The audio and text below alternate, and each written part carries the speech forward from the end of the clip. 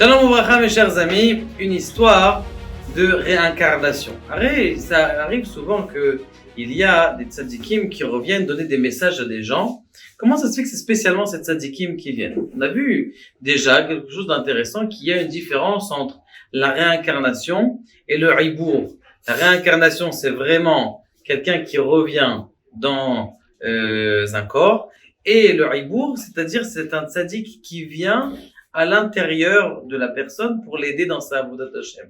Mais il y a encore une autre idée qu'on va expliquer tout de suite après cette histoire.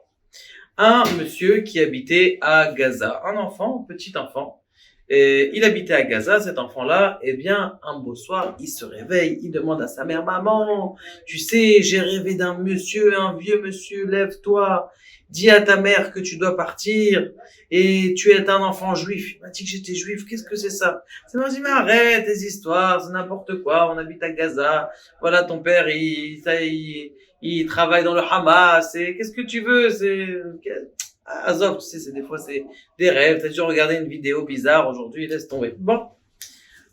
Quelques jours plus tard, sa mère, elle rêve. Sa mère, donc ça veut dire la maman, elle rêve. Il y a son père, à elle, qui vient le voir et dit, ma fille, ça y est, il faut que tu reviennes à ta religion, ça suffit de rester dans un endroit qui n'est pas ta religion, s'il te plaît, reviens, tu nous fais du tsar, que tu ne suis pas ta religion sur laquelle tu es né, s'il te plaît, reviens. Elle dit, mais non, et tout ça. Bon, elle se réveille, elle aussi, en sursaut, c'est pas ce qu'elle se passe, elle appelle Yad Le'achim. Yad Le'achim, c'est un organisme qui s'occupe de ces femmes-là qui sont dans les camps qui sont pas de notre religion, et ils essayent de les sortir parce que ils souffrent, parce que le mari il les frappe, parce que bon, ce qui se passe, c'est que cette femme-là, elle appelle à moitié comme ça, et elle raccroche. Il la rappelle, dit, écoutez, madame, je sais que ça fait plusieurs fois que vous avez appelé. Si vous avez un problème, on peut vous aider. Il dit, non, vous savez, j'ai peur, j'ai mes enfants. Il dit, écoutez, on vous prend en charge de vos enfants, on prend en charge toute votre famille. Ne vous inquiétez pas, s'il vous plaît. On vous a même trouvé une maison déjà. Il y a une maison qui a été louée pour vous à Beersheba. Quoi, une maison qui a été louée pour moi? Alors, oui, on a une maison.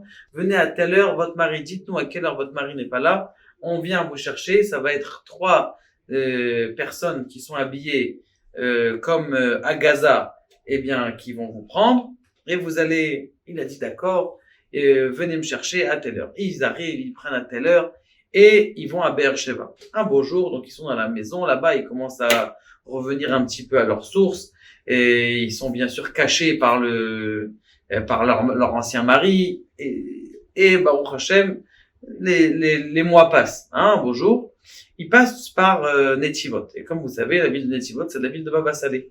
Et le petit, il voit dans la voiture, il voit une photo. Il dit, maman, c'est cette personne-là, c'est lui qui est vu dans les rêves. Il dit, c'est qui lui? C'est Baba Salé. La mère, elle a dit, alors c'est vrai, ton rêve que t'as vrai, c'est un vrai rêve. Bon, il dit, t'as un vrai rêve. Maintenant, il entend que sa mère, elle parle de la bar mitzvah de lui-même. C'est-à-dire, lui, il avait 12 ans et demi.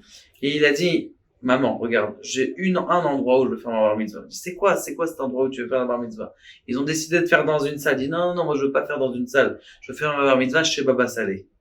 C'est lui qui est venu me voir et qui m'a dit de retourner. C'est à partir de lui que j'ai pu être sauvé, et toi être sauvé de la souffrance qu'on a vue ici. Et Baruch Hashem, c'est grâce à lui. Maintenant, c'est de là, ce inyan très important, de ce qu'on appelle, comment ça se fait qu'on a des messages spécialement de ce tzaddik ou ce tzaddik?